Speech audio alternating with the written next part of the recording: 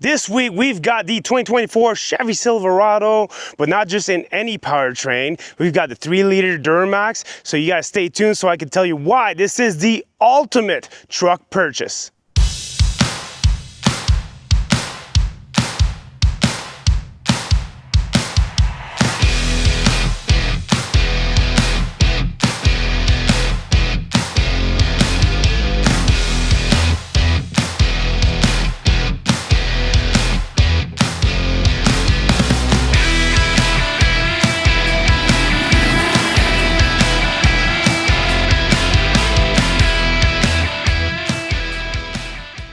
Welcome, outsiders. My name is Pat, and we've got Brian behind the camera. And this week's review, like I said, is the 2024 Chevrolet Silverado 1500.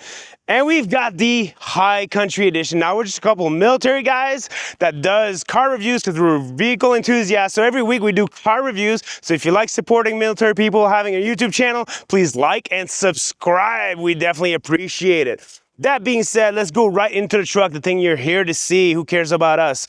We've got the High Country trim.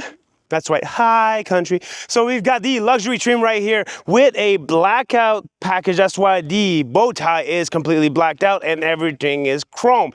Personally, I'm not a big fan of chrome. I like the Trail Boss package where it's a little bit more blacked out and rugged, but we'll go through all the other trims as we go through this video.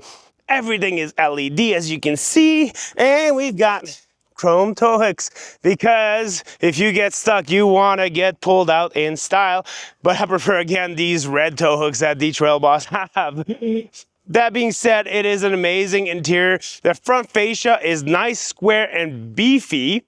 Speaking of beefy, Brian, come over here. Again, blackout package, all the lettering is black. I do love that.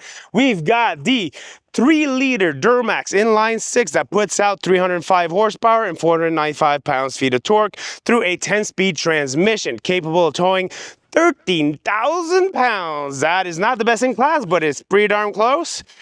That being said, fuel economy, which is going to be the highlight of this video, is 23 miles per gallon in the city, 29 on the highway for 25 miles per gallon combined. Up here in Canada, we're looking at 10.4 in the city, 8.7 on the highway, and 9.6 liters per 100 kilometers combined. That is amazing, and I'll talk even more about the fuel economy, the fuel savings as we go on. 22-inch wheels. That is a statement, and it's chrome again. I prefer the 18-inch wheel that the Trail Boss has with the blackout, just because it gives you a little bit more rubber, a little bit more comfort with more rubber, and more sidewall. This is obviously a statement and a lower profile for a truck, let's face it. Now, we have the keyless access at a touch of a button, and once you open the door, we have the powered steps that come out. One thing I do love about the power step, we're not going in just yet, stay tuned for a little bit more, is if I want access from the side, I can push the button and you can see it's going to go all the way to the rear tire. That way a short guy like me can actually access the side of the bed and just drop stuff in, which I did all weekend preparing for my kid's birthday party. That being said, press the button, it goes back. And we also have another side access here. Definitely love access. As a short person, I don't like that on a big truck that I'm gonna have to climb over that. I definitely love using the steps, and that theme transfers through the multi-flex tailgate. Push a button, it drops down, regular tailgate, damper, and push another button, it goes down. Go this. And now I can access this bed, no problem. Let's go in it. Now, you can also get Bluetooth speaker, but I don't know a lot of people that get them. Comment below if you do, if you're one of the few that gets them. Because personally, like I said, I don't see a lot on the dealers that have these Bluetooth speaker. Let me know. Coming in is, I can also use the railing, and if I want to use my large upper body, and if you skip leg days, this might come in pretty handy. That being said, once we're in here, we got the spray and bed liner, 6 tie downs, which come in very handy, and 120 volt outlet right here, Brian, along with some LED lighting. Everything you could possibly need to get the job done. Now, yes, some competitors do offer more outlets. We're talking about the Ford F-150. We're talking about their hybrid, definitely the Power Boost. We reviewed that one, check that out. But I think for the average person, that is definitely more than enough. And I love the fact that this is a lot of tailgates have been coming out in the business lately. I think this was one of the best ones early on. Now it's got more competition, but it's still one of my favorite ones. Now you also have a bed camera and all the angles, but first let's go check out inside, see how comfortable it is. Now here in the back seat, this is where you can definitely see the appeal for a family purchase for this truck. That's right, families are purchasing trucks. They're not exactly hauling anything. They're not exactly using that payload. They're just purchasing for a family. And why? 43.4 inches of legroom. That is one of the most I've seen of any of the vehicles. Even SUVs, 7-passenger SUVs have like 40, 41 inches. 43.4 inches is a lot. This is one of the most spacious cabins in the half-ton truck segment. Obviously, you're gonna have, you know, your cup holders, which you need. You actually have a cubby right here as well. You have your vents. Now, one thing I'd like to see, because families are purchasing this, I'd like to see climate controls, especially on the higher trims like this, the high country. It doesn't come with climate controls for the back. And I think this is spacious enough that it warrants that. It's got its own vents. You got heated outboard seats as well. That being said, if you want to use this for lugging some stuff around like I did this weekend, bam. You definitely have a little cubby right here that you can use for stuff that you don't want it to roll around. Like, you know, when you're doing groceries, I shove my watermelons in there. I don't like them rolling around getting dented. And it gives you a nice flat surface to work with. Absolutely love that. And you just bring it back down. Now let's go see how the captains are sitting. Here we are in the driver's seat. Now, I get easily distracted, so I'm not going to cover this and then all this screen just yet. Let's start from left to right. And first of all, I am very comfortable in these seats, but I know that General Motors as a whole, so Chevrolet included, has a more firmer seat. Now, if you go to the high country, which is what we have right here with the perforated leather seats, it is a little bit more supple. But that being said, it's still a little bit more on the rigid side compared to the other ones like Ram and Ford. I actually like how supportive it is. I actually have back problems as well, and this is very comfortable for me. Comment below if you are not a fan of these rigid GM seats or if you actually like them, because I think it's one of the things. You either like them or you hate them. That being said, when you go over here, you have your buttons. Hard buttons for both your heads-up display, so a 15-inch heads-up display right up there, and you have your drive mode select, tow mode, auto, all-wheel drive, for high, for low, to low, and then your lights, which I actually like that it's still, the light controls are, you know, hard button control, because we know in the Colorado, it's now through the screens to have your headlights on or on auto and all that stuff. Now, we have a digital gauge cluster, so that got refreshed a few years ago. It was in dire need of a refresh, but they did it, and it's still, so this is not the first year or the second year of having it, which means it's been fine-tuned. I'm actually a big fan of a vehicle who's not in its first year refresh, because you're not dealing with a bunch of recalls, which always happens when it's just got refreshed. That being said, proud that this is our first Super Cruise capable vehicle. That's what this bar man right over here means. And we actually have a Super Cruise video out there. Go and watch it. That tells you how to activate it and how it's working and all that stuff. Now your steering, just regular steering with your cruise control and your Super Cruise button right here. Steering wheel with 2 lines in it. That's what it is. As well as your sensors right here. So you got your eye sensors up here and here. And your digital gauge cluster, like I said, is a little bit customizable. You can customize the information that you have it, and you can see your drive modes on it, and your 2-wheel drive, 4-wheel drive info is all up on there. Everything's great. Good quality, nice and crisp. Let's go to that 13-inch screen. I absolutely love it. Right now, I have it on Android Auto because it's got wireless Android Auto and Apple CarPlay capable, as well as a Google built-in user interface, so you can use just the regular Google Maps as well. And it's very responsive. Again, it's not a first-year screen, I like how responsive it is, no problem. I also love the hard buttons right here. Big format for a big truck. If you're working with gloves and all that, everything's here. You got the volume knob, you got your lane keeping assist, parking assist, on off, tailgate drop, not up, and slip mode, hazard. And here is, if you want to get in the vehicle and you want to drop all 4 windows, you just press that button and it's just all going to drop. I would like to see a up function on that, because to go bring them back up, you have to go through your window controls up here. I just feel it's a little bit of a hit and miss right here. I love that you can ventilate the vehicle by dropping all the windows, but I'd like to be able to raise them all as well. And just start stop right here, trailer brake control, and your HVAC controls are all here. You also have really good camera views through this vehicle. You got your bed camera, you got your all your different kind of angles. We know General Motors is definitely good for covering all the angles that you would possibly want from your trailer hitch view right here. Big fan of that one. Camera quality is definitely one of the best with Chevrolet. Over here, we got a large storage space. I'd like to see maybe a dual wireless charger in this vehicle, because this vehicle is geared towards family. That's right.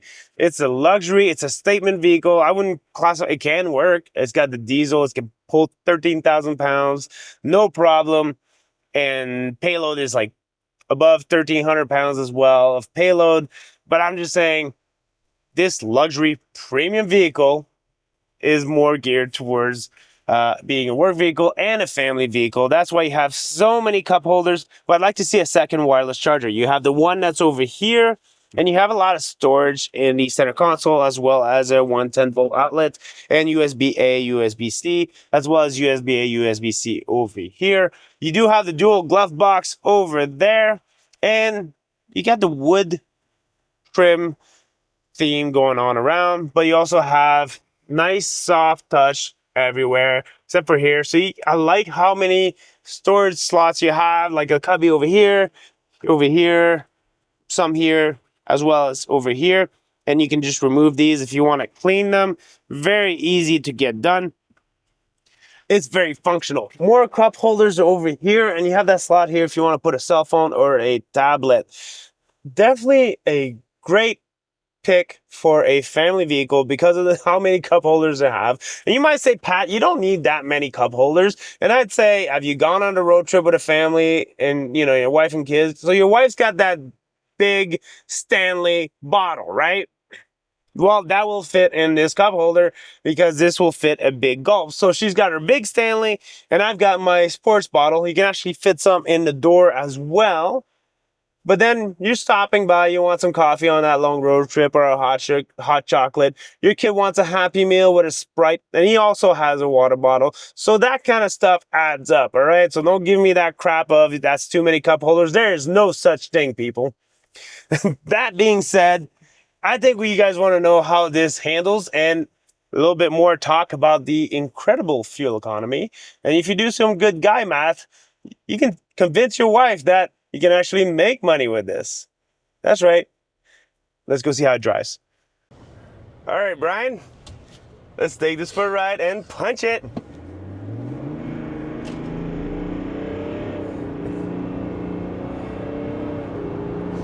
You know, they say it's 0 to 60 in about 7 seconds up. Yeah, I believe it. I mean, you know, you're not gonna win any drag races, but that's a truck. As far as the truck goes, I like the torque, and I like the torque off the line. Now, we're about to enter the highway, so if I want to pass it, you know what? I got no issues with it. I got no issues with passing.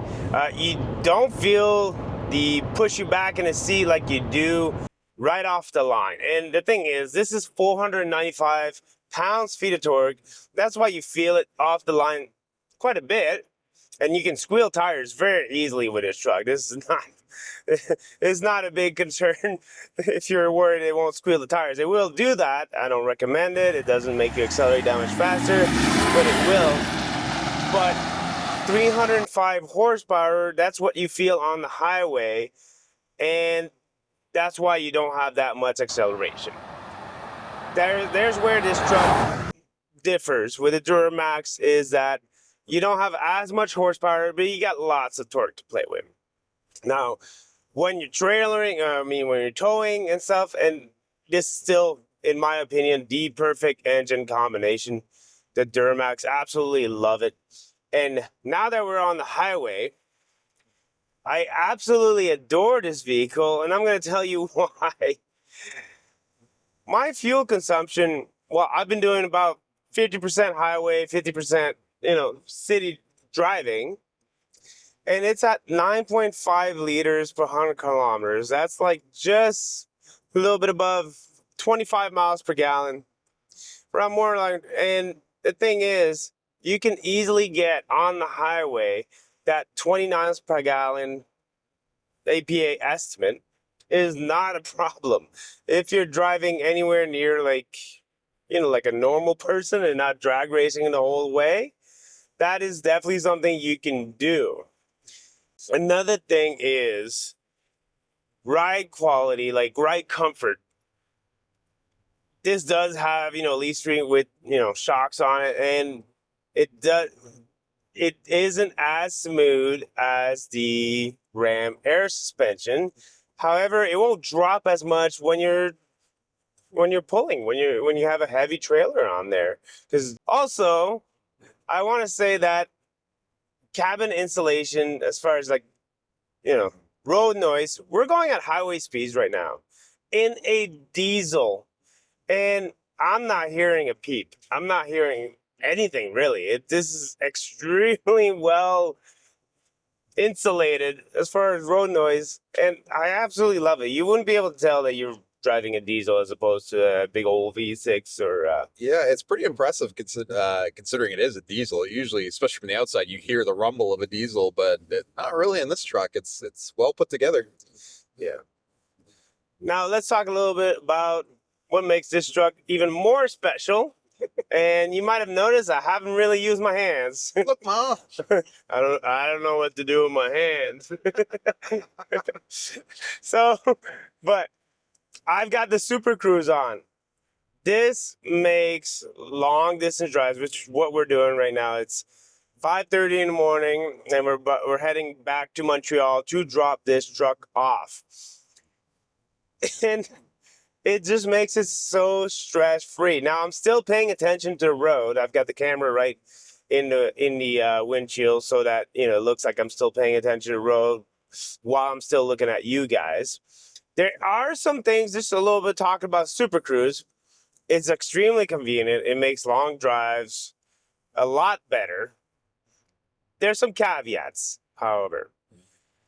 We went in through some construction areas, and it didn't really know what to do, and it didn't really detect that the cones were closing a certain lane, and I had to intervene. We let it go up to the last minute until we were going to almost hit, and then I intervened. Like, okay, so it doesn't detect the cones. That's one thing you got to be vigilant about. Another thing is, here in Quebec, they don't really take care of the roads that much. So some roads, the lines kind of disappear. The truck does not know what to do when the lines disappear and you're in Super Cruise mode. It's kind of, at one point, I ended up on the shoulder because they thought that was a lane at some point, and it was not. So you do have to be alert. You do have to be ready to intervene. There's obviously some safety concerns in there, but the seat will vibrate to warn you.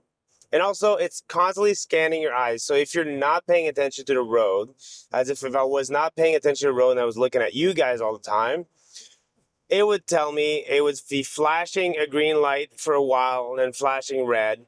It also vibrate the seat, and you would hear a tone. So it does tell you.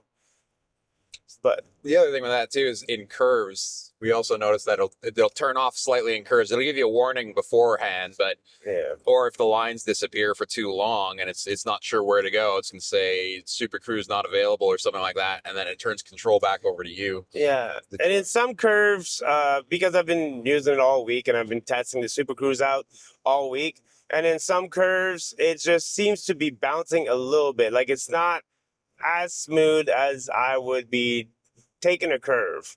Now, these curves are a little bit sharper than your average because we're about to take a curve now, just a slight curve on the highway, and it's going to be able to tackle that just fine. But again, the fact that it needs to see lines in the winter for us, this becomes almost useless because you can't see most of the lines most of the time because we get a lot of snow and it's just, not plowed to that. I would definitely be curious to see how well it works in the winter. I mean, obviously, there's going to be some. I don't think it would work well at all. Not just that, but also your truck is usually covered in snow and your sensors would be covered. So I don't think this is going to work at all in the snow whatsoever. It's just a nice feature to have in the summer, in the fall, in the spring. I mean, you get 3 seasons out of 4. It's not bad. That being said, you're not supposed to use cruise control, period, when it's snowing outside or when the roads are snowy or not, or slippery. So there's that caveat there. I don't blame them at all. Don't get me wrong. I love that we have this feature. And would I actually get this feature? Well, the fact that we go to Montreal and back, which is about 300 kilometers, so it's like, with traffic, anywhere between a 3 and a 4 hour drive, that we do that every week. If you do that kind of driving, and you can look on the internet right now and find out if your drive is mapped out with Super Cruise, but Super Cruise has to be available on that road that you're on. So definitely look into that. I would personally get it because it's like a $2,000 feature. And I think, you know what, it's definitely worth it. I mean, they're selling FSD for like $12,000 here. And that's like Tesla selling full self-driving, and it's not full self-driving. Granted, it's not restricted to map roads and such. But I mean, you got $10,000 difference right there. Yeah. Canadian, I think in the US it's more like $8,000. But up here in Canada, they like to really give it to us. So, that being said, it's hands-free, word-free. You just have to pay a little bit of attention. It doesn't like it when I'm taking a sip from like a coffee mug or, a shaker mug if I'm having a drink here. And that's because I'm blocking the sensors from my eyes. So you'll see it start flashing green. Not that time. Not that time, but it's done it a few times. Oh, there you go. It just flashed. Not there. So it doesn't like it. So there's certain things that you get to learn. It's part of a learning curve when you get something new, right? And other than that, it doesn't mind when you look away every now and then. But just like you would when you're driving, you're not constantly you have to look at your mirrors and stuff. All that is, I just like it. And it does work with a trailer, correct? Yeah, you can actually, because you're trailering, you can go into your trailer apps, you configure your trailing. So your truck gets to know what kind of trailer you have, how heavy, and how long it is, and all that stuff. And once all that trailer info is inputted, it'll change lanes for you as well, right? So if we were to be coming onto a slower moving vehicle, which, 5 a.m., everybody seems to be on the same page. Let's go at the same speed. I don't know what happens around 8 a.m. People don't seem to be as much in a hurry. Start running out of coffee. Yeah. So, but people around 5 a.m., so we don't have any, but it changes lanes for you, and it'll pass slow moving traffic. Now, it won't, even if you have an address inputted, like navigation is inputted, it doesn't detect where you want to go or when you need to exit. So pay close attention to that. And it won't activate itself if you're going on an off ramp. It'll just say Super Cruise not available once you're on the off ramp. So it's really just on the highways itself, not merging or anything like that. That's something that you got to take over. But on the highways itself, it'll change lane, pass slower vehicle, and it really wants to stay to the right, like you should if you're a slower moving vehicle. So it always tries to revert back to the right. It won't just keep you in the passing lane for no reason. That being said, if you feel like it's not passing a car fast enough, you can make it change lanes just by, there you go, I'll just activate the turn signal. And right now we're changing lane. I'm not doing it. It's doing it. It's doing it because I told it to, right? So there you go. We're going to change back. And easy does it. So if you see oncoming detect something that it's not detecting, you can always make it change lanes just by tapping that turn signal one way or the other. Now, going into visibility, I like the visibility of this. I mean, obviously the 8 pillars thick, but I mean, that's normal for truck this size. With the combinations of cameras, and I'd like to have towing mirrors. This does not have towing mirrors. Personally, if I was to buy a truck, I would probably get the towing mirrors just for when you want to tow, you have them.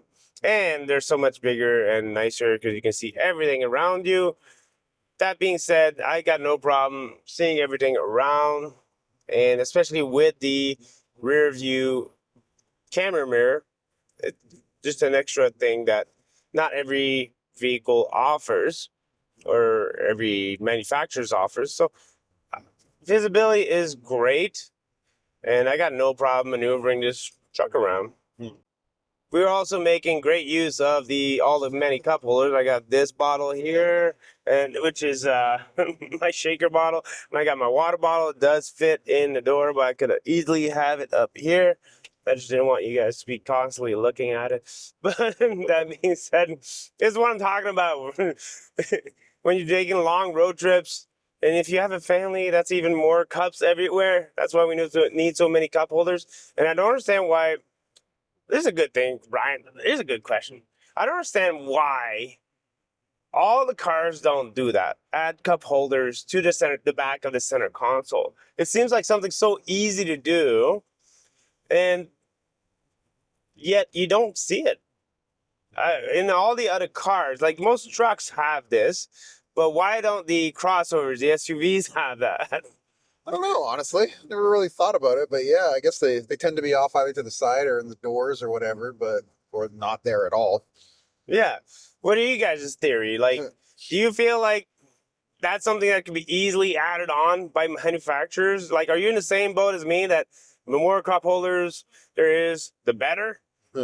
Comment below. Let me know. Also, let me know if you would get Super Cruise or if you think that, it's just a gimmick and you don't really need it. But that being said, if you're a long distance driver, I think this is definitely a favorable feature to get. Would you get it, Brian?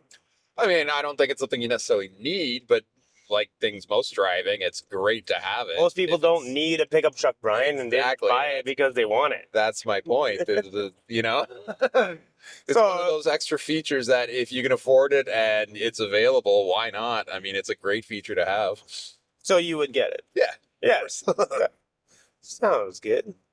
But what does all the competition offer? I mean, most of them have something like that. Like Ford does have Blue Cruise and stuff. Most critics will say, we haven't tested the Blue Cruise, so I won't touch to that part. Toyota doesn't have it. Nissan doesn't have it, although the Titan is not that much. Ram does not have something like that as hands-free as well. And so basically it comes down to Chevy and Ford. And we're going to address what all the competition there is about to this truck right now. Now let's talk about the biggest numbers of them all, and it's not the towing capability. We're talking about the price. It's not going to come cheap. However, none of them really are. Let's face it, truck prices have gone through the roof. I hear you, but here are the prices for these ones. Now, in Canada, you're going to start at $54,000. You ain't going to make your way all the way close to $100,000, but the MSRP will be $54,000 to $92,000. That being said, in the US, you guys have $38,000, and then it goes up to $80,000. Again, that's not the end price of this vehicle because our tester in Canada is $96,000 or $90,000 in the US. Now, this is not the top trim. The top trim is actually the ZR2 or ZR2, as we say here in Canada. And again, that's going to rack you with all the options well above $90,000. That being said, none of them are really cheap. The trim that I would go for that you can actually get below $70,000 is the custom Trail Boss with the diesel. I like the diesel engine is only like a $1,200 add-on, and it definitely makes sense because of what we talked about in the drivability. Now let's go into some competition. Now, competition, there's not that much competition. I like to think that there's not that many trucks. We all know about the biggest one, right? The Toyota Tundra, a very fan favorite. The Ram 1500, and of course, North America's most popular truck. I'm talking about the Ford F-150. They all offer different kind of drivetrains. This one is the only one not to offer a hybrid options. Well, the only one I'm talking about, not Ram, I'm secluding Ram from that one. They let go of their diesel option, the EcoDiesel, a year ago, or 2 years ago, sorry. That being said, closest competitor is the F-150. The new Tundra just doesn't quite cut it, in my opinion, and the sales kind of reflect that. Comment below if you agree with me, and don't comment if you don't agree. I'm just kidding. Just leave a comment. That being said, I prefer this option to the F-150. And that takes me to my likes and my dislikes. My dislike, let's start with those, get them out of the way. And they're pretty tiny, really. When you're comparing this one for the ride suspension and the ride comfort, yes, the Ram with the air suspension does beat it. It's got that air suspension for the four-corner suspension. It's really hard to beat, and the seat comfort as well. This one, a more rigid suspension and a more rigid seat. So that's one of my dislikes. The other one is the panoramic sunroof. I know I said in the interior it's not a big deal. However, you might say that you're paying a high premium for the high country trim, and all these other Lariat and all that stuff from the F-150, they all offer a panoramic sunroof. So that should be expected with a premium vehicle, and I'm going to agree with you guys on that statement. Let's go from my likes now. Fuel economy. Yes, I've been hammering that the whole video, and because it's a big factor. 25 miles per gallon or 9.6 liters per 100 kilometers. That's what I get with a compact SUV. There's nothing that can really compare to that. Even those hybrid options, which are more geared towards power, let's face it, the Power Boost or the iForce Max from Toyota, they're both geared towards power rather than fuel economy. If you want the most economic truck, here it is, the Duramax. It's got to be the biggest pro of it all. Plus, it does everything that the other ones do. I mean, the towing might be a little bit less than the F-150 because the F-150, depending on the configuration, can tow up to 14,000 pounds. This one is 13,000 pounds. And if you change the configuration, not with a crew cab, you can go 13,300. But that being said, it's very capable and it's pretty quiet for a diesel. Now, it is a pro in my sense because we're used to those diesels, you know, you can't order drive-through when you have a diesel truck. Well, that's not really true because I ordered drive-through while I've had this for the week and I've had no problems doing so. Now, my personal pick probably wouldn't be the high country. I don't think a truck should be that luxurious and that premium. And again, it doesn't offer you some of those premium things, like I said, like a big panoramic sunroof and all that stuff. I would go with the either custom Trail Boss or just Trail Boss version of it. It's got those 18-inch wheels with beefy tire on it. It does come with a diesel and it has a 2-inch lift. I think that is the perfect trim to get. And it's below $70,000 when we're talking about MSRP. Now, you guys tell me, which trim do you prefer in this vehicle? Do you agree with me that the diesel is the smartest option, if not the only option to go in today's economy with the fuel prices being so high? Comment below. We'd love to hear you. Until then, Brian and I are going to sign off, and we'll see you at our next review.